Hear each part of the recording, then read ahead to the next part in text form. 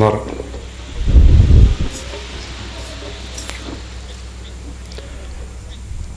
Engineer గారి యొక్క రెండవ కుమారుడు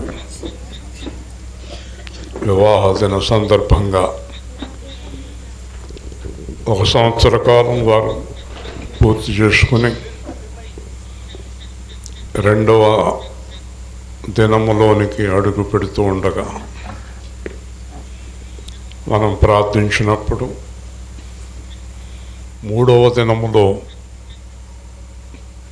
మంచి గర్భఫలము కూడా దేవుడు అనుగ్రహించాలని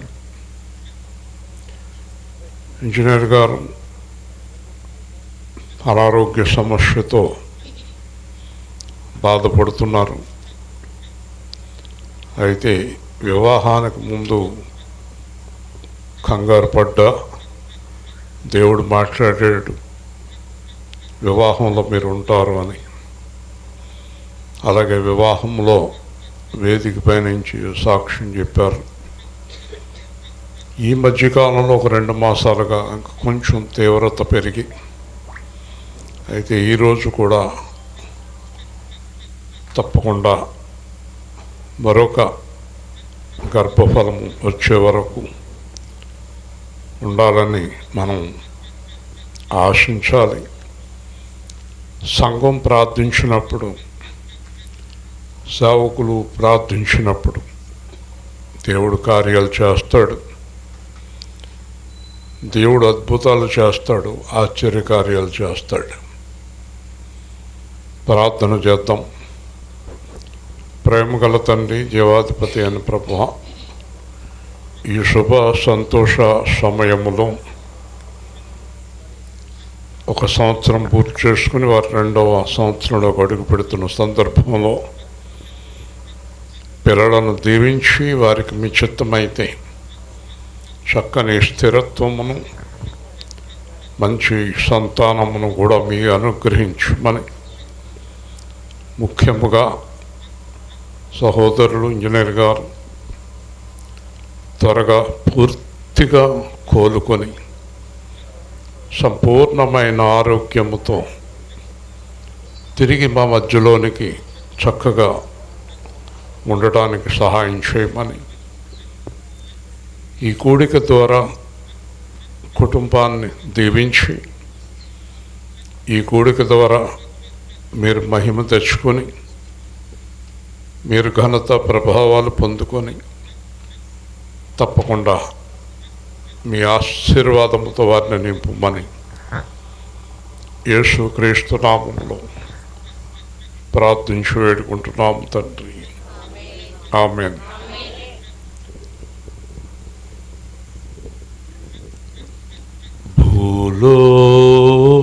భూలోకమందున పరలోకమందున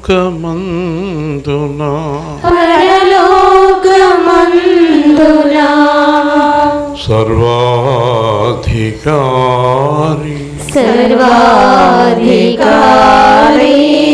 ప్రభు యేసుక్రీస్తు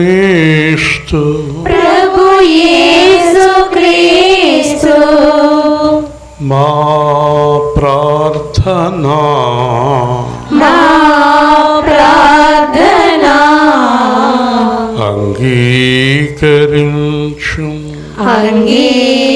అంగీకరించుము ఆరాధనా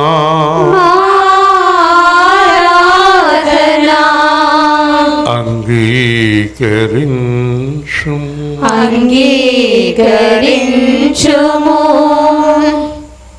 పరిశుద్ధుడా పరిశుద్ధుడా పరిశుద్ధుడా పరిశుద్ధుడా పరిశుద్ధతలో దైవమా పరిశుద్ధతలో దైవమా పరిశుద్ధాత్మ దేవుడా పరిశుద్ధాత్మ దేవుడా అసాధ్య అసాధ్యమైనది ఏమున్నది అసాధ్యమైనది ఏమున్నది సమస్తము నీకు సాధ్యమే దేవా సమస్తము నీకు సాధ్యమే దేవా మృతులను సజీవులుగా చేయువాడవు మృతులను సజీవులుగా చేయువేరా లేని వాటిని ఉన్నట్లుగా లేని వాటిని ఉన్నట్టుగా చేయువాడవు దేవదేవుడా చేయువాడవు దేవదేవుడా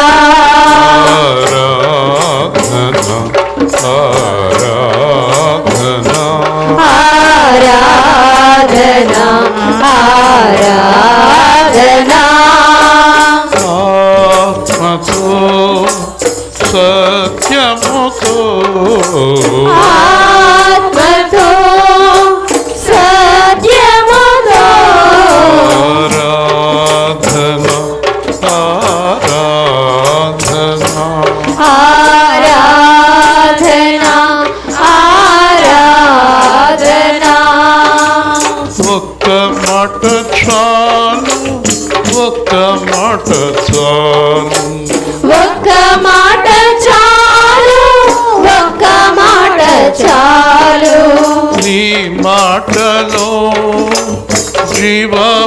జీవమున్నదయ్యా నీ మాటలో జీవమున్నదయ్యా నీ మాటలో పరిశుద్ధత నీ మాటలో పరిశుద్ధత నీవన్నట్లుగానే జరుగునుగాక నీవన్నట్టుగానే జరుగునుగాక ఒక్క మాట చాలు నీ బ్రతుకుతాను ఒక్క మాట చాలు నీ బ్రతుకుతాను ఒక్క మాట చాలు నీ బ్రతుకుతాను ఒక్క మాట చాలు నీ బ్రతుకుతాను ఆరాధన ఆరాధన ఆరాధన ఆరాధన వెలుగు కమ్మని పలుకగానే వెలుగు కమ్మని పలుకగానే ఆ ప్రకారం గాయను ఆ ప్రకారం బాయెను ఓడించావు మరణాన్ని ఓడించావు మరణాన్ని అపజయమిచ్చావు అపవాదికి అపజయమిచ్చావు అపవాదికి నీ మాటలో మహిమ ఉన్నదయ్యా నీ మాటలో మహిమ ఉన్నదయ్యా ఒక్క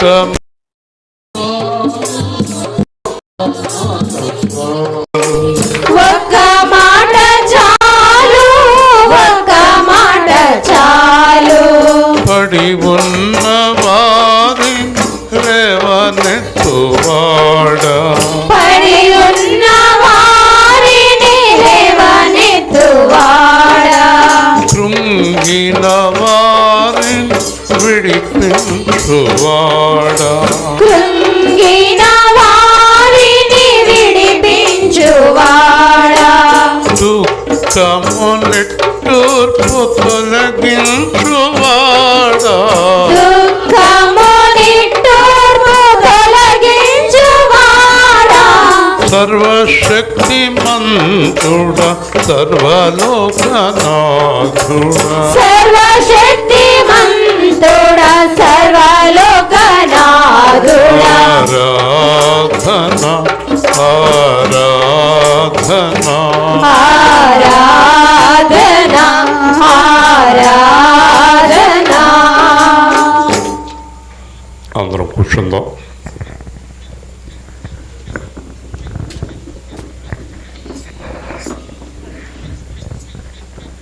కుటుంబ సభ్యుల్లో కొంత వేదన ఉన్నప్పటికీ ఆయనే ఈరోజు జరగాలని నిర్ణయించారు. ఆయన అనారోగ్యంగా ఉన్నప్పటికీ మరి ఈరోజు దేవుణ్ణి మహిమపరచాలని కోరుకున్నారు. ఆయనకి ఇలాంటి కూటాలు పెట్టడం, భోజనాలు పెట్టడం చాలా ఇష్టం. మనందరి హృదయంలో కొంత వేదన ఉన్నప్పటికీ ఒక నమ్మకం ఆయన తిరిగి ఆరోగ్యంగా ఉంటారని, రాబోయే దినాల్లో చక్కని బిడ్డను ఎత్తుకోవాలని దేవుడు అన్నాడు ప్రవక్తలతోటి, ఆయన అభిషేకం చేసిన సేవకులతోటి, మీరు ఉచ్చరించడం వలన నేను వారిని ఆశీర్వదిస్తాను అన్నాడు. ఉచ్చారణ, ఎందుకంటే సేవకుల నోటి వెంబడి వచ్చే మాటను దేవుడు దీవిస్తాడు. అందుకే సేవకుల నోటి వెంబడి ఎప్పుడు కూడా శుభవచనాలు, సమాధానకరమైన మాటలే రావాలి. అలాగూ జరుగునుగాక అంటే, ఆయన అలాగూ జరుగునుగాక అంటే కార్యం జరిగిపోతుంది. అందుకే దేవుడికి వ్యతిరేకమైనటువంటి జీవితంలో ఎవరు ఉండకూడదు. మనం యేసుప్రభుని నమ్ముకున్నాము అంటే యేసుప్రభుకి ఇష్టం లేని చూపు, మాట, కదలిక, వస్త్రము ఏది ఉండకూడదు. ఆయనకి ఇష్టలుగా మనం ఉన్నప్పుడు మనం అడిగిందల్లా నెరవేరుస్తాడు, తప్పకుండా నెరవేరుస్తాడు. ఇంజనీర్ గారితో చాలా సందర్భాల్లో మీకు దేవుడు ఆయుష్కాలం ఇచ్చాడు తప్పకుండా అనే మాట వాడటానికి కారణం దేవుడు ఆమెన్ అంటే అది జరిగిపోతుంది.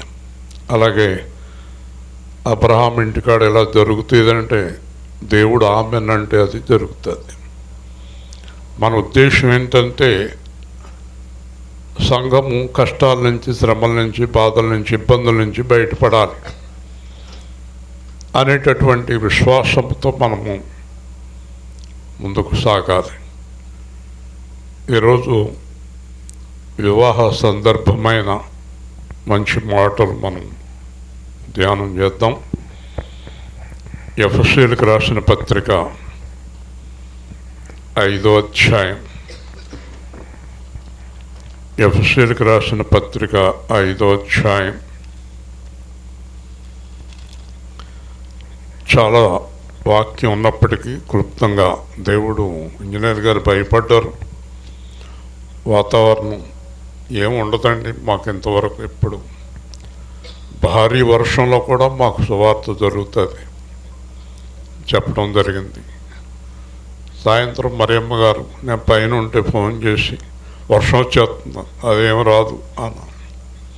ఒక నమ్మకం ప్రభు మీద, ఆ నమ్మకాన్ని మనం కలిగి ఉండాలి. 31వ వచనం 5వ అధ్యాయం 5:31. ఈ హేతువు చేత పురుషుడు తన తండ్రిని తల్లిని విడిచి తన భార్యను హత్తుకొనును, వారిద్దరును ఏక శరీరం మగుదురు. ఈ మర్మము గొప్పది.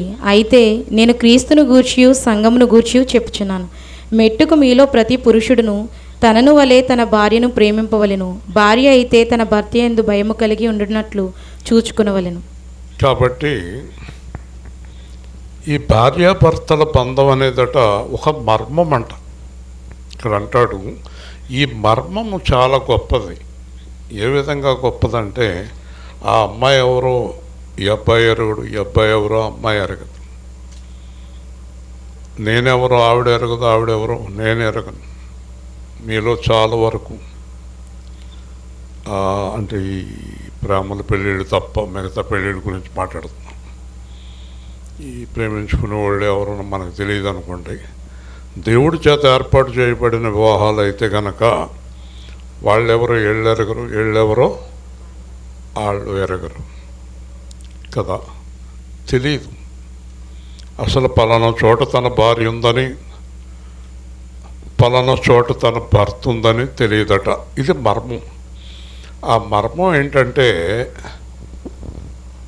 దేవుడు కలిపే మర్మం. దేవుని స్తోత్రం. దేవుడు కలుపుతాడట. అందుకే బాగా గుర్తుపెట్టుకోండి, వివాహము ఎవరు చేయాలి? మీరు చేసుకోకూడదు. ఎవరికాళ్ళు చేసేసుకుంటున్నారు ఈ మధ్యన. అలా చేయకూడదండి. యేసు ప్రభుని ఎరగని వారు పెద్దలు చెప్పినట్టు వివాహం చేసుకోవాలి. యేసు ప్రభు ఎరిగిన వారికి యేసు ప్రభు వివాహం చేయాలి. అలాగే యేసు ప్రభు నమ్ముకున్న వారి జీవితంలో ఏ కార్యం వాళ్ళు చేయకూడదు, ఆయన చేయాలి. అందుకే యేసు ప్రభు ప్రార్థన చేశాడు, నీ చిత్తము జరుగునుగాక, నీ రాజ్యం వచ్చునుగాక. పరలోకమందు నీ చిత్తము నెరవేరునట్లు భూమి యందు నెరవేరునుగాక. ఒకవేళ మన సొంత నిర్ణయం అయితే ఇవాళ భారీ వర్షం వస్తుంది. మన నిర్ణయాలు ఉండకూడదు ఎప్పుడు కూడా. దేవుడి చేత నడిపించబడాలి. దేవుడి చేత నడిపించబడకపోతే అడ్డదారులు దొక్కాల్సి వస్తుంది. దేవుడి చేత నడిపించబడాలి మనం. ఈ మర్మం చాలా గొప్పది. ఆదాము గాఢ నిద్రపోతున్నాడు. నిద్రలోంచి లేచేటప్పటికి ఎదురుకుండా అమ్మాయి ఉంది. ఎక్కడి నుంచి వచ్చింది? ఎక్కడి నుంచి వచ్చింది అంటే దేవుడు అంటున్నాడు, నీ లోపల నుంచి తీశాను. హల్లెలూయా చెప్పండి, గట్టిగా చెప్పండి. మరి భార్యాభర్తల బంధాలు అలా ఉన్నాయంటారు. ఇప్పుడు ఎందుకంటే పెళ్లి చేసుకోవటం ఎందుకు చేసుకుంటున్నారు? పెళ్ళి దెబ్బలాడుకొని కోర్టులంట తిరగడానిక?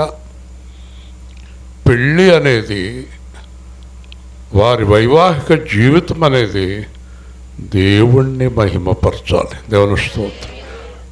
ఆ వివాహ జీవితం ద్వారా మహిమ ఎవరికి రావాలి? దేవుడికి రావాలి కదా. కాబట్టి దేవుడు కలిపిన వారిని మనుష్యులు వేరు చేయకూడదు. అది పెద్ద పాపం. ఎవరైనా సరే భార్యాభర్తలను వేరు చేసేవారు ఎట్టి పరిస్థితుల్లోనే పరలోకమైన, దాంట్లో ఏ విధమైన సందేహం లేదు. వారు నేనైనా నువ్వైనా ఎవరమైనా, మనలో ఎవరమైనా, అత్తగారు మామగారు, తల్లి తండ్రి, ఎవరైనా సరే భార్యాభర్తలను వేరు చేస్తున్నారంటే వాళ్ళు బైబిల్ పట్టుకుని మందిరానికి రావటం పూర్తిగా వ్యర్థం. వారు పరలోకం వెళ్తాం అనేది జరగదు. కోడల మీద లేనిపోని మాటలు, కొడుకు మీద లేనిపోని మాటలు, తెలియకుండా రకరకాలుగా మాట్లాడే మాటలు, ఎవరి భర్తను చూసి నువ్వు మోహించటం, ఎవరి భార్యను చూసి నువ్వు మోహించటం, మీరు రాసుకోవచ్చు. ఇలాంటి పనులు చేసేవారు ఎక్కడికి వెళ్ళరు? అడుగు కూడా పెట్టరు. దేవుని స్తోత్రం. అయితే బైబిల్ అంటది, మీలో కొందరు అట్టివారై ఉంటిరి కానీ ఇప్పుడు ప్రభు రక్తం చేత కడగబడ్డారు గనక ప్రభువులోకి వచ్చాక అలాంటి దరిద్ర పనులు చేయొద్దు అన్నాడు. దేవుని స్తోత్రం. ప్రభువులోకి వచ్చిన వారు ఎట్టి పరిస్థితుల్లోనూ కూడా ఎవరిని విడగొట్టకూడదు. సంఘాన్ని కానీ, పిల్లల్ని కానీ, భార్యాభర్తలను కానీ, అనుబంధాలు కానీ ఎదురుకొచ్చాయి. ఎవరిని విడగొట్టకూడదు. సమాధానపరచువారు ధన్యులు, దేవుని కుమారులు అనబడతారని. మనము గొడవ తగ్గించాలి, సమాధానపరచాలి. ఇప్పుడు ఇక్కడ మర్మం ఇంకోటి ఏంటంటే, జాగ్రత్తగా ఆలోచించండి. భార్యాభర్తల గురించి మాట్లాడుతూ నేను క్రీస్తు గురించి, సంఘము గురించి మాట్లాడుతున్నా. హల్లెలూయా. అంటే మనము క్రీస్తుతోటి అలాగ ఏకమై ఉండాలి. యేసుక్రీస్తు నుంచి మనలను వేరు చేసేవారు ప్రమాదంలో పడతారు. భార్యాభర్తలను వేరు చేసేవారు ఎలాగైతే ప్రమాదంలో పడతారో, యేసు ప్రభుని ఒక విశ్వాసిని వేరు చేసేవారు కూడా ప్రమాదంలో పడతారు. ఖచ్చితంగా తీర్పులోనికి వస్తారు. కాబట్టి అన్నిటికంటే గొప్పది ప్రేమ. ప్రేమ దోషములను, కప్పును, పగ, కలహములను రేపును. ఈ పగ అనేది చాలా ప్రమాదకరం. పగబట్టేస్తారు కొంతమంది. ఎలాగైనా చూడండి వాళ్ళని ఏం చేస్తానంటారు. వాళ్ళు ఏం చేయలేరు.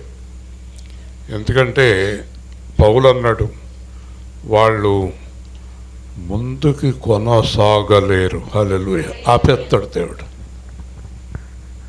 అవసరమైతే ఎంత శిక్ష అయినా వేస్తాడు వాళ్ళకి. కాబట్టి ముఖ్యమైన మాట ఏంటంటే,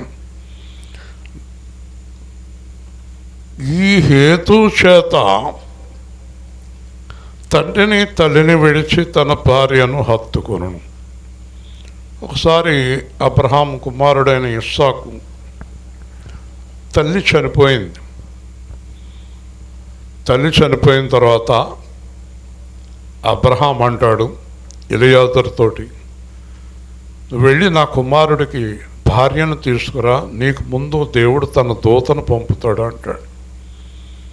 అప్పుడు ఆ దూత వెళ్ళి దారిలోనే కనిపిస్తుంది అమ్మాయి రిబ్కా. అక్కడ రాయబడి ఉంది, రిబ్కా వచ్చిన తర్వాత జాగ్రత్త,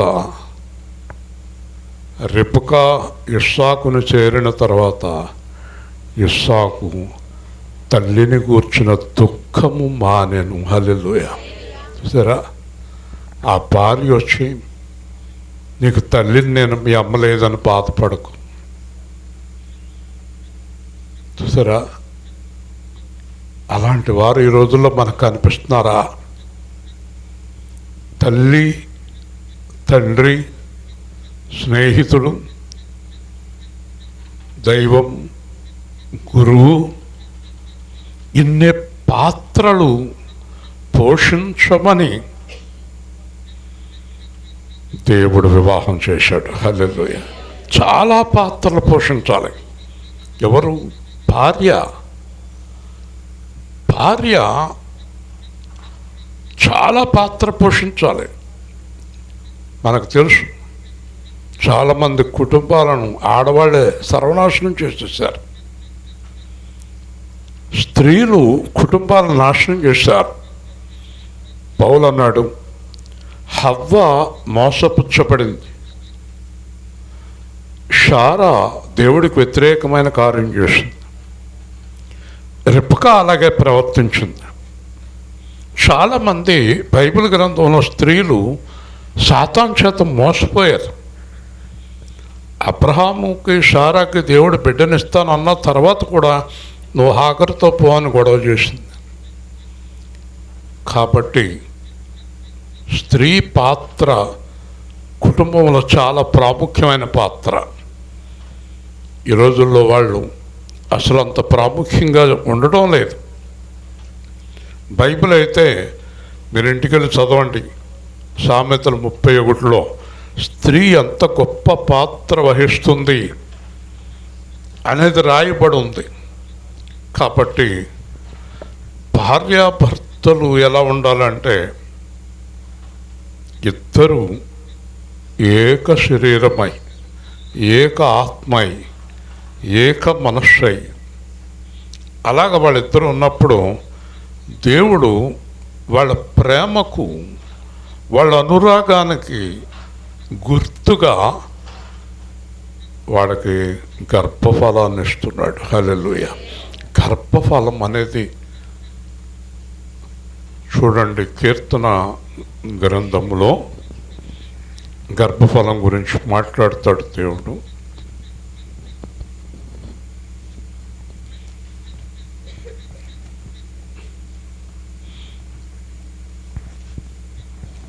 ఆ 127:3 127:3 కుమారులు యెహోవా అనుగ్రహించు స్వాస్యము, గర్భఫలము ఆయన ఇచ్చు బహుమానం. బహుమానం. ఆ బహుమానం ఎవరికి ఇస్తాడు? ఏక శరీరము, ఏక హృదయము, ఏకాత్మ కలిగి ఉన్నవారికి గొప్ప బహుమానం ఇస్తాడు. ఆ బహుమానం దేవుడిస్తున్నాడు గనక ఆ దేవుడిచ్చిన పిల్లల యందు ఆ భార్యాభర్తలకి బహుగా ఆనందం కలుగుతుంది. హల్లెలూయా. గర్భఫలము దేవుడివ్వాలి. లోతుగా వెళితే వివాహం దేవుడు చేయాలి. మీ సొంత నిర్ణయాలతో పెళ్ళిళ్ళు చేసుకోకూడదు, అవి ఫెయిల్ అవుతాయి. Love marriages maximum 99% fail. ఒక ఆవేశంలో, ఒక ఆకర్షణతో చేస్తారు. కొంతకాలానికి ఒకడి మీద ఒకడికి వాళ్ళకి చాలా గొడవలు పడుతూ ఉంటారు. ఒకడి మీద ఒకడికి ఈర్ష్య ద్వేషాలు కలుగుతూ ఉంటాయి. ఇంకా వాళ్ళ పిల్లలు ఎలా ఉంటారు? ఒక పాప నాతో చిన్న పాప చెప్తుంది, ఒక 7-8 సంవత్సరాల కిందట మా అమ్మ నాన్న ఎప్పుడు దెబ్బలాడుకుంటారండి, ప్రార్థన చేయండి, మేము ఇంట్లో ఉండలేకపోతున్నామండి. పిల్లలు ఇంట్లో ఉండలేకపోతున్నారు వాళ్ళ అమ్మ నాన్న దెబ్బలాడుకుంటుంటే. చూసారండి, గర్భఫలము దేవుడిచ్చు బహుమానం. అలాగే పౌలు అంటాడు రోమా 8 ప్రకారం, నన్ను యేసు ప్రభువుని ఎవ్వరూ వేరు చేయలేరు. హల్లెలూయా. ఇప్పుడు ఒక సేవకుడు లేదా ఒక విశ్వాసి, జాగ్రత్తగా వినండి, భార్యను విడిచిపెట్టి, భర్తను విడిచిపెట్టి, వింటున్నారా? ఒక సేవకుడు కానీ ఒక విశ్వాసి కానీ భార్యను విడిచిపెట్టి, భర్తను విడిచిపెట్టి, నన్ను యేసు ప్రభువుని ఎవరు వేరు చేయలేరంటే, నువ్వు నీ పెళ్ళని వదిలేసినప్పుడే యేసు ప్రభు నుంచి నువ్వు దూరం అయిపోయావు. హల్లెలూయా. ఏం మాట అది? ఆ మాట అబద్ధం. ఎందుకంటే బైబిల్ చెప్తుంది, కనిపించే మనిషిని ప్రేమించలేని నీవు కనిపించని దేవుణ్ణి ప్రేమిస్తున్నావంటే నేను నమ్మను అన్నాడు దేవుడు. ఎదురుగుండా ఉన్న మనిషి మీద నీకు ప్రేమ లేదు, స్వార్థం కదా. మరి నువ్వు ఎదుటి మనిషిని ప్రేమించకుండా, మాట చూడండి, 1 యోహాను, మనకెన్నో వాక్యాలు దేవుడు అనుగ్రహించాడు, మనం నేర్చుకోవాలి. అలాగా 1 యోహాను చూడండి, 2వ అధ్యాయం 9వ వచనము. 1 యోహాను 2:9. వెలుగులో ఉన్నానని వెలుగులో ఉన్నానని చెప్పుకొనుచు తన సహోదరుని ద్వేషించువాడు, తన సహోదరుని ద్వేషించువాడు ఇప్పటి వరకును చీకటిలోనే ఉన్నాడు. చీకటిలోనే ఉన్నాడు. తన సహోదరుని ప్రేమించువాడు వెలుగులో ఉన్నవాడు. అర్థమైందా? పక్కవారంటే ద్వేషం. కొంతమందికి మొగుడంటే ద్వేషం, పెళ్ళం అంటే ద్వేషం. ఇంట్లో ఒకళ్ళ మీద ద్వేషం, ఒకళ్ళ మీద ప్రేమ. సంఘాల్లో విశ్వాసులకి పడదు. అలాగే సేవకులు మాట్లాడుకోరు. సేవకులకి పడదు. ఎవరిని ఎవరు ప్రేమించుకోరు. ఇప్పుడు మీకు అర్థమైందా? మీరు నేను ఎవరినో ఒకరు ద్వేషిస్తున్నామంటే వాక్యం ప్రకారం మనం వెలుగులో ఉన్నామా, చీకట్లో ఉన్నామా?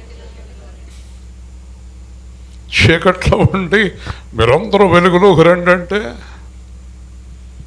మనం చీకట్లో ఉండి మీరు వెలుగులోకి రండి అని చెప్పడం అర్థం ఉంది. ఇంకా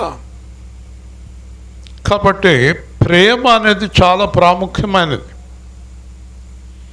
ఒకరినొకరు ప్రేమించాలనేది దేవుని ఆజ్ఞ.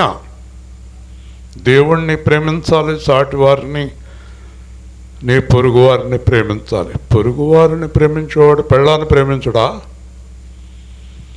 పొరుగువారిని ప్రేమించేవాడు భర్తను ప్రేమించరా? అర్థమైందా మీకు? కాబట్టి యేసు ప్రభు అంటే ప్రేమ. అలాగే ఇంకో చోట చెప్తాడు, ప్రేమలో భయం ఉండదు. ప్రేమలో భయం ఉండదట, ధైర్యంగా ఉంటారు. అలాగే ప్రేమ లేనివాడు దేవుడి బిడ్డ కాదు. మీరు ఒకరినొకరు ప్రేమించుకోకుండా నేను దేవుణ్ణి ప్రేమిస్తున్నాను అనేది అబద్ధము అంటాడు దేవుడు. విజయవాడలో ఒక కాన్ఫరెన్స్ జరిగినప్పుడు ఒక పాస్టర్ గారు భార్యాభర్తల బంధం గురించి చెప్పారట. చెప్తే అక్కడికి ఒక భార్యాభర్తలు వచ్చి ఇద్దరు ఎప్పుడు దెబ్బలాడుకునేవారట. ఆయన వాక్యం విన్న తర్వాత భార్యతో అన్నాడంట, నిన్నెప్పుడు బాధ పెట్టాను నేను, ఈరోజు పాస్టర్ గారు చెప్పిన దాన్ని బట్టి ఇంక నిన్ను ఎప్పుడు బాధ పెట్టను నేను. చాలా సంతోషపడిపోయి ఆవిడ ఇంటికి వచ్చాక, పలానా పాస్టర్ గారి ద్వారా మీరు మారారు, ఏమంటే మన ఇద్దరం ఒక్కసారి విజయవాడనంట పాస్టర్ గారిది, మనం వెళ్దాం పళ్ళు అయ్యి పట్టుకుని. వాళ్ళు పాస్టర్ గారి ఇంటికి వెళ్ళేటప్పటికి ఆ ఇంట్లో ఏవో కేకలు వినిపిస్తున్నాయంట. ఎవరు కేకలు వేసుకుంటున్నారు? భార్యను కొడుతున్నాడంటే తిడుతున్నాడంట పాస్టర్ గారు. ఇక్కడ సడన్గా తలుపు గెంటేటప్పటికి అదేంటి అన్నాడు. అదేంటండి బాబు, మీ వాక్యం విని మా ఆయన గారు మారిపోయారు, మీరేంటి ఇలా చేస్తున్నారు అంటే, మీరు నాకు చెప్పి రావాలి, చెప్పకుండా వచ్చేయటమన్నా మీరు అంటే, ఆడు పరువు అంతా, ఆడు రహస్యం అంతా బయటకు వచ్చేసింది. అప్పుడు ఇతను అన్నాడంట భార్యతోటి, ఏమైనప్పటికీ మన ఇద్దరం మారాం ఇతని మాటల వల్ల. అతని కర్మను అతను పోతాడు. బయటకు వచ్చాక పెళ్ళానికి అనుమానం వచ్చిందంట, మళ్ళీ అమ్మ ఆయన ఏమన్నా మారిపోతాడా? అతనిలాగా నేను మారనులే అన్నాడంట. దేవుని స్తోత్రం చెల్లిద్దాం. కాబట్టి ఇక్కడ 28వ వచనం చూద్దాం. 5వ అధ్యాయం 28వ వచనం. ఎఫెసీ పత్రిక 5:28. అటువలనే పురుషులు కూడా తమ సొంత శరీరాల వలె తమ భార్యలను ప్రేమింపబద్దులై ఉన్నారు. తన భార్యను ప్రేమించేవాడు తన్ను ప్రేమించుకొనుచున్నాడు. తన శరీరమును ద్వేషించిన వాడు ఎవడునూ లేడు గాని ప్రతివాడును దాన్ని పోషించి సంరక్షించుకొనును. మనము క్రీస్తు శరీరమునకు అవయవమై ఉన్నాము గనుక అలాగే క్రీస్తు కూడా సంఘమును పోషించి. ఇక్కడ పౌలు మాటలన్నీ కూడా భార్యాభర్తల గురించి చెప్తాడు, యేసుక్రీస్తు సంఘం గురించి చెప్తాడు. యేసుక్రీస్తుని ప్రేమించాలి, యేసుక్రీస్తు సంఘాన్ని ఎలా ప్రేమిస్తున్నాడు అలాగే భార్యాభర్తలు ప్రేమించుకోవాలి. తన శరీరాన్ని ద్వేషించువాడు లేడు గనక తన శరీరం నుంచి వచ్చినటువంటి భార్యను ప్రేమించబద్దులై ఉన్నారు. చాలా భయంకరమైన విషయాలు వింటూ ఉంటాం సంఘాల్లో కూడా. నేను చాలా ఆశ్చర్యపోతూ ఉంటాను, ఇలాగ ఎందుకుంటారు వీళ్ళని. యేసు ప్రభుని ఎరగక ముందు కూడా నేను భార్యను కొడతామనే మాటకి అసహించుకునేవాడిని. నా దగ్గర 350 మంది స్టాఫ్ ఉండేవారు, డ్రైవర్లు. మేనేజర్సు, అసిస్టెంట్ మేనేజర్సు, సూపర్వైజర్సు వీళ్ళందరికీ నేను మేనేజింగ్ డైరెక్టర్గా ఉండేవాడిని. ఏ ఇంట్లోనే గొడవ అయితే నన్ను కేకేసేవారు, బుద్ధి చెప్పేవాడిని. ఆడవాళ్ళని కొడతాం అంత అసహ్యం ఇంకోటి లేదు, నాకు చాలా అసహ్యం అని చెప్పేవాడిని. వాళ్ళ బలహీనులు, కొట్టకూడదు. కాబట్టి యేసుప్రభుని ఎరగక ముందు కూడా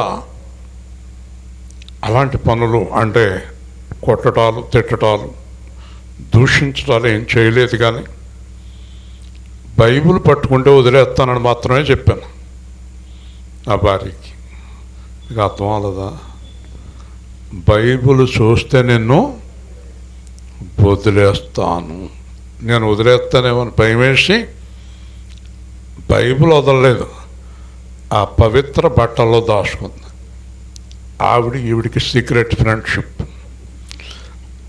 ఆవిడ బట్టలు నేను ముట్టుకొని ఆవిడ గదిలోకి నేను వెళ్ళగనక ఆ బైబిల్ ఆవిడ బట్టల్లో దాచుకుంది. అలాగే యేసు ప్రభుని ఒక్కసారి నిజంగా ప్రేమింతే ఎవరు విడిచిపెట్టలేరు. ఇప్పుడు నేను చెప్పదలుచుకున్నది ఏంటంటే, ఇక్కడ ఉన్నవారిలో మాకు శత్రువులు లేరు అన్నవారు చేయి చూపించండి. దొంగ చేతులు ఎత్తారు అనుకోండి, ఆ చేతులు అలాగే ప్రమాదంలో పడతాయి. శత్రువులు లేరు. తక్కువ మంది ఎత్తారేంటి? ఎందుకున్నారు మీకు శత్రువులు కదా? మరి ఇంకెందుకు? దేవుడి మాట నెరవేర్చేవారు కారు మీరు. మీకు శత్రువులు ఉండకూడదు. ఎందుకంటే శత్రువుల కోసము ప్రార్థించాలి. ప్రేమించకుండా ఎలా ప్రార్థిస్తారు? మీ హృదయంలో శత్రుత్వం ఉండగా వాళ్ళ గురించి ఎలా ప్రార్థన చేయగలుగుతారు మీరు? అర్థమైందా? వింటున్నారా? నన్ను చాలా హింసించిన వ్యక్తితో కూడా నేను నవ్వుతూ మాట్లాడతాను. ఎందుకంటే నేను దైవజనుడిని ముందు నేను ఆచరించి చెప్పాలి. చాలామంది మిమ్మల్ని ఇలాగ అన్నాడండి, వీళ్ళు ఇలాగ అన్నారండి అని చెప్తారు నాకు. ఎందుకంటే నాకు మెసేజ్ కరెక్ట్గా వచ్చేస్తుంది. ఎవరేం మాట్లాడినా వెంటనే నిమిషాల్లో వచ్చేస్తుంది. ఒకవేళ ఎవరు చెప్పకపోయినా కళ్ళు అయినా చూపిస్తాడు, దేవుడు అని చెప్తాడు. కానీ వాళ్ళు నాశనం అయిపోవాలన్న మాట నేను ఎప్పుడూ అనుకోలేదు. వారు మారు మనసు పొందాలని కోరుకున్నాను. దేవుని స్తోత్రం. కాబట్టి శత్రుత్వం అనేది క్రైస్తవులకు ఉండకూడదండి. ఎందుకంటే ఆయన మేకులు కొట్టిన వారిని క్షమించమన్న దేవుడు మన దేవుడు. ఇప్పుడు శత్రువు గురించి ఒక మాట రోమాలో చెప్తాడు, మనం చూద్దాం. రోమా పత్రికలో దేవుడు ఒక మాట చెప్తాడు.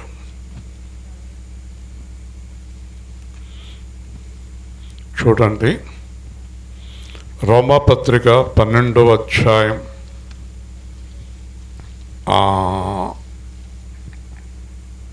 18వ వచనం. రోమా పత్రిక 12. సఖ్యమైతే మీ చేతనైనంత మట్టుకు సమస్త మనుషులతో సమాధానముగా ఉండుడి. ఎవరితోటి సమాధానం? మరి చేయత్తలేదు. మీకు ఎవరితోటి సమాధానం లేదన్నమాట. కనపడ్డవాడు అందరితోటి గొడవలే.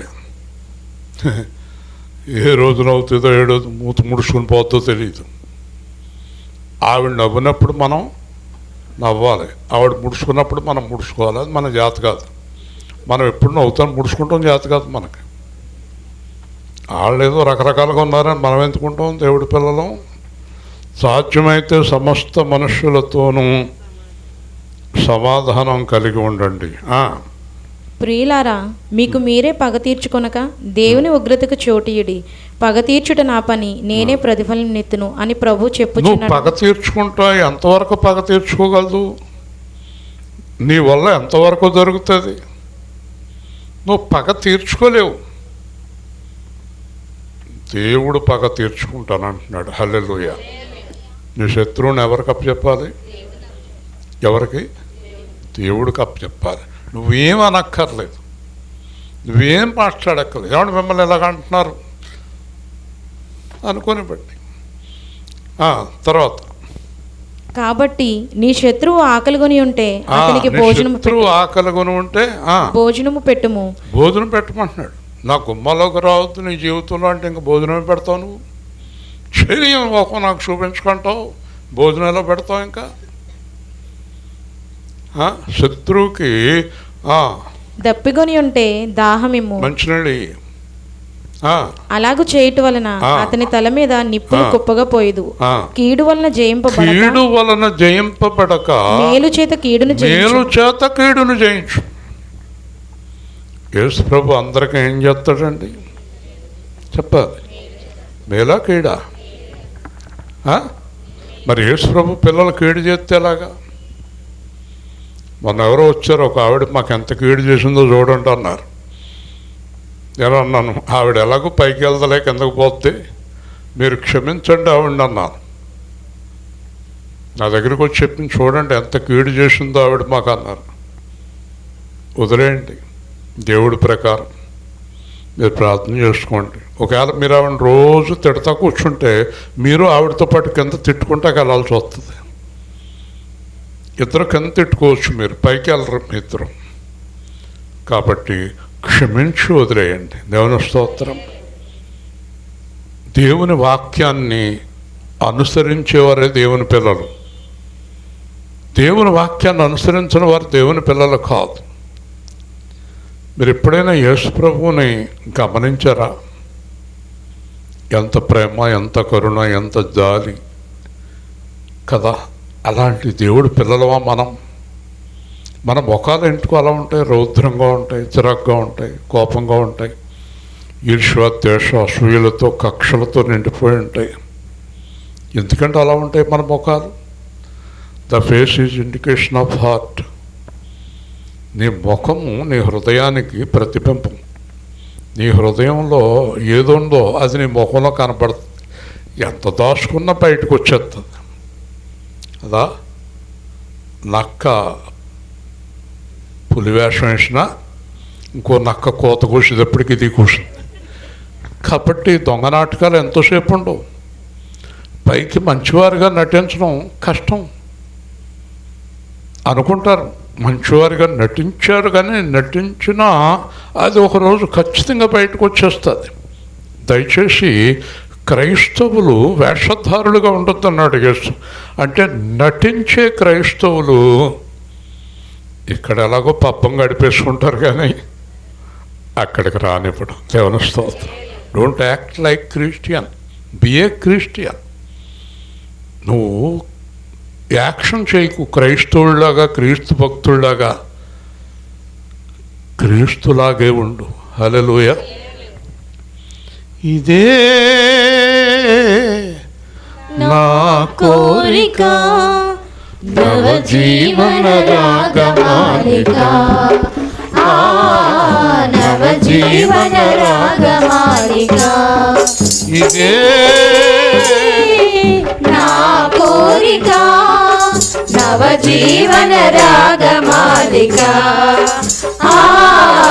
నవజీవన రాగమాలిక. యేసులాగా ఉండాలని, యేసుతోనే నడవాలని, నిలవాలని, గెలవాలని, యేసునందే ఆనందించాలని. ఇదే నా కోరిక, నవజీవన రాగమాలిక, నవజీవన రాగమాలిక. లోకములో పరలోకములో నీలో నివసించాలని, ఇంత బయట యేసునాథునికి కంటి పాపనై వెలిగిపోవాలని. ఇదే నా కోరిక, నవజీవన రాగమాలిక, నవజీవన రాగమాలిక. యాత్రను ముగించిన వేళ ఆరోహణమై పోవాలని,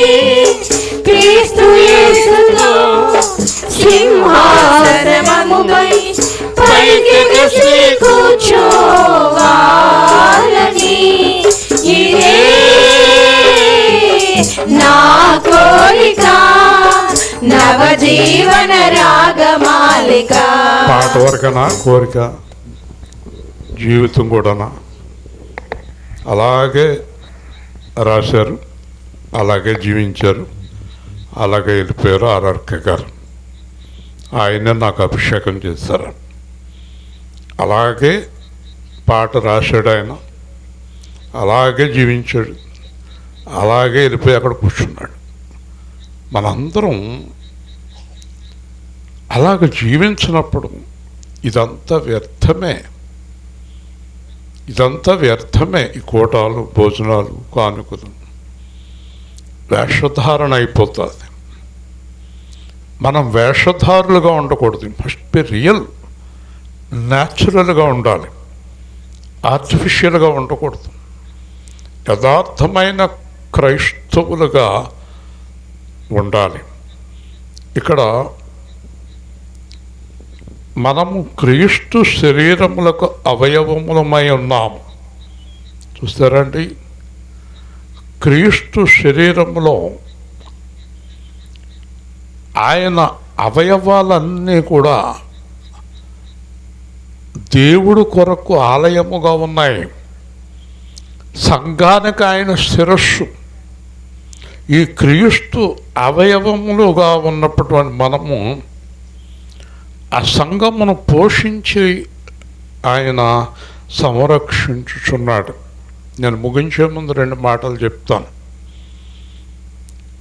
ఒకసారి ఆలోచించండి, మనది అంటూ ఏది లేదు ఇక్కడ. ఒకటి, శరీరం మట్టి,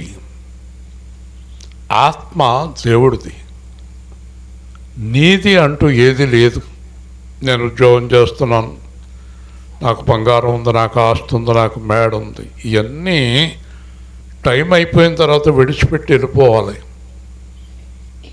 ఎక్కడికి వెళ్ళాలి? 2 దారులు. ఒకటి పరలోకం, 2 నరకం. పరలోకం ఇరుకు మార్గం, నరకం విశాల మార్గం.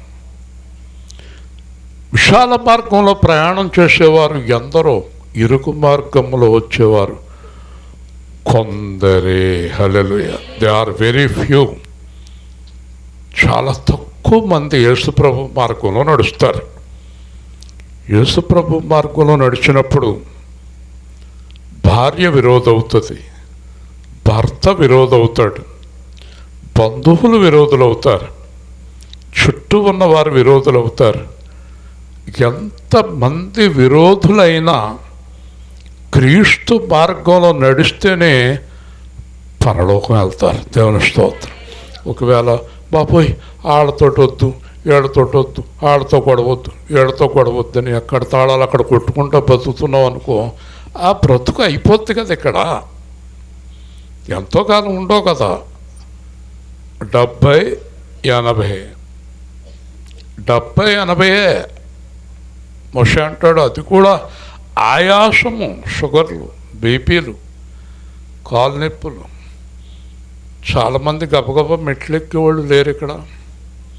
ఎక్కితే దిగేవాళ్ళు లేరు, దిగితే కదలలేని వారు ఉన్నారు. ఏమీ బాగోలేదు శరీరం. 60-70 కాదు, 20-30కే అనారోగ్యాలు.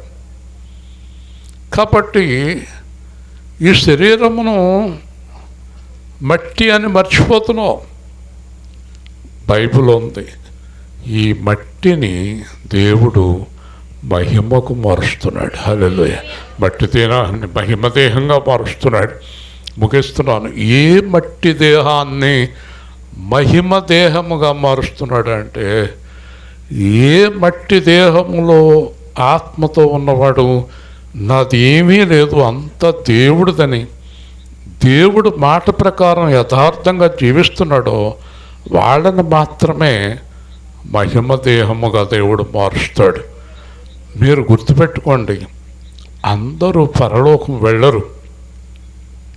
సేవకులు కానీ, సేవకురాళ్ళు కానీ, విశ్వాసులు కానీ అందరూ వెళ్ళరు పరలోకానికి. ఇది ఒక భ్రమ. చాలామంది భ్రమలో ఉంటారు, మేము పరలోకం వెళ్తామని. వెళ్ళరండి. పరలోకానికి వెళ్ళటానికి ఒక మాట చెప్పి ముగిస్తాను. నేనే మార్గం, సత్యము జీవము, నా ద్వారా తప్ప ఎవరు తండ్రి దగ్గరికి రాలేరు. యేసుక్రీస్తు మార్గములో, యేసుక్రీస్తు సత్యములో, యేసుక్రీస్తు జీవములో లేనివారు పరలోకానికి వెళ్ళరండి. భ్రమలో ఉండకండి. ముఖ్యంగా పాపము వలన కలిగే భ్రమ. పాపము మనల్ని భ్రమలో పడేస్తుంది, మాయలో పడేస్తుంది. యూట్యూబ్లో చూడండి, సినిమా యాక్టర్ని వాళ్ళ బిల్డింగులు, వాళ్ళ కార్లు చూపిస్తారు. అవన్నీ మనకు గొప్పగా కనిపిస్తాయి. కానీ ప్రభు పిల్లలకి అవన్నీ ముక్కల కింద కనిపిస్తాయి కదా. చిన్న కారైనా పెద్ద కారైనా ఇనుముతోటే తయారు చేస్తారు, అంతే కదా. ఆ ఇనుము కూడా మట్టిలో నుంచే వచ్చింది. సమస్తము మంటిలోకే నాది పెద్ద బిల్డింగ్ అంటాడు, దాంట్లో ఎప్పుడు ఉంటాడు కావాలి, ఏమీ ప్రయోజనం లేదు. అంత భ్రమ. యేసు ప్రభు పిల్లలు ఈ భ్రమలో నుంచి, మాయలో నుంచి బయటకు వచ్చి ప్రత్యేకంగా జీవించాలి. హల్లెలూయా, గట్టిగా చెప్పండి. కాబట్టి ముగించే ముందు చెప్తాను, ప్రభు బిడ్డలు ఎవరిని మోసం చేయరు. అంటే భార్య భర్తని కానీ, చెప్పండి, భర్త భార్యని కానీ, తల్లిదండ్రులు పిల్లల్ని కానీ, పిల్లలు తల్లిదండ్రులని కానీ, సేవకుడు సంఘాన్ని కానీ, సంఘం సేవకుడిని కానీ మోసం చేయరు. ఇలా మోసం చేస్తున్నారు, అబద్ధాలు ఆడుతున్నారు, దేవుడికి వ్యతిరేకమైన జీవితంలో ఉన్నారు అంటే వాళ్ళు ఇప్పుడే నిర్ణయం చేసుకోవచ్చు, వారు దేవుని రాజ్యానికి హక్కుదారులు కారు. దేవుని స్తోత్రం. ఎన్ని పాటలు పాడినా, ఏం చేసినా ఏమీ ప్రయోజనం లేదు. అందుకే ఫైనల్గా మారు మనసు. చెప్పండి, మారు మనసు అంటే ఏంటండి అన్నాను ఆయన్ని, ఆర్ఆర్కే గారిని 2003లో. మంచి ప్రశ్న వేసావప్ప, ఇప్పుడు దాకా ప్రార్థన చేసుకున్నాను, ఒక్కడు అడగలేదు నన్ను. మారు మనసు అంటే క్రీస్తు యేసు మనస్సు. హల్లెలూయా. ఇప్పుడు చెప్పండి, క్రీస్తు యేసు పాస్టర్ అయితే ఎలా బోధిస్తాడు, ఎలా ఉంటాడు? క్రీస్తు యేసు ఇంజనీర్ అయితే, క్రీస్తు యేసు టీచర్ అయితే, క్రీస్తు యేసు డాక్టర్ అయితే, క్రీస్తు యేసు వ్యాపారం చేసేవాడైతే, క్రీస్తు యేసు భార్య అయితే, క్రీస్తు యేసు తండ్రి అయితే, క్రీస్తు యేసు తల్లి అయితే, క్రీస్తు యేసు స్నేహితుడైతే ఎలా ఉంటాడు? ఎలా ఉంటారు? ఎంత చక్కగా ఉంటారు. మనం కూడా అలాగే ఉండాలి. ఆయనలోనే క్రీస్తే, అమ్మాయిలోనే క్రీస్తే, వాళ్ళిద్దరిలోనే క్రీస్తుంటే వాళ్ళిద్దరు ఎప్పటికీ ఒక్కటిగా ఉంటారు. ఇప్పుడు వీళ్ళిద్దరు కూర్చున్నారు, వీళ్ళిద్దరు విడిపోయారు అనుకోండి, వీళ్ళిద్దరిలో ఎవరు లేరు? ఇద్దరిలోనే క్రీస్తు లేడు. ఊరికి అలాగా నాటకీయంగా కూర్చుంటారు అన్నమాట. హృదయాల్లో క్రీస్తు లేడు అనుకోండి, ఈ స్నేహం కరెక్ట్ కాదు. అలాగే మా భార్యాభర్తలు ఇద్దరు హృదయాల్లో క్రీస్తు లేకపోతే మేము చేసిన 45 ఏళ్ళ సంసారం ఉత్తిదే, నాటకీయం అన్నమాట. నాటకానికి 3 పెళ్ళాలంటే అవసరానికి, నీళ్ళు కాసావా, అన్నం వండవా, కూర వండవా, దానికే పెళ్ళం కదా. నాటకీయమైనటువంటి భార్యాభర్తలు, నాటకీయమైనటువంటి పిల్లలు, డబ్బులు సంపాదించే పిల్లల్ని ప్రేమించే తల్లిదండ్రులు, డబ్బులున్న తల్లిదండ్రులను ప్రేమించే పిల్లలు యేసు ప్రభు పిల్లలు కాదు. దేవుని స్తోత్రం. అర్థమైందా మీకు? యేసు ప్రభు నిన్న నేడు నిరంతరం ఎప్పుడు ఒక్కలాగే ఉంటాడు. వీళ్ళిద్దరూ ఎప్పుడు అలాగే కనపడాలి. భార్యాభర్తలు. ప్రార్థన చేసుకుందాం. ప్రేమ గల తండ్రి, జీవాధిపతి అయిన ప్రభువా,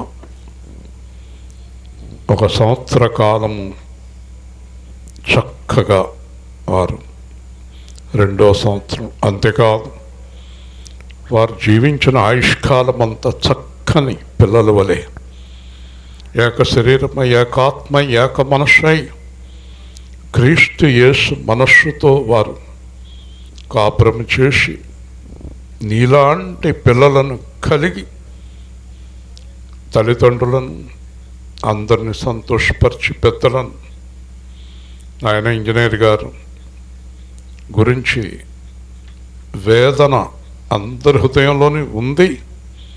అయితే అది మీరు త్వరగా తొలగించి తిరిగి అందరూ సంతోషముగా ఈ కుటుంబం అన్ని కార్యాలు పూర్తయి నిన్ను ఘనపరిచే విధముగా కార్యం జరిగించమని ఈ కార్యక్రమంలో పాల్గొన్న వారి బంధువులను, అలాగే స్నేహితులను, సంఘస్థులను దీవించమని యేసు నామములో అడుగుతున్నాము తండ్రి, ఆమేన్. ఏమైనా ఉందమ్మా? ఏం లేదు కదా. కేక్ లాంటి ఏమైనా ఉందా? ఇక్కడ కట్ చేస్తారా, కింద కట్ చేస్తారా? నాన్నగారి దగ్గర కట్ చేయండి.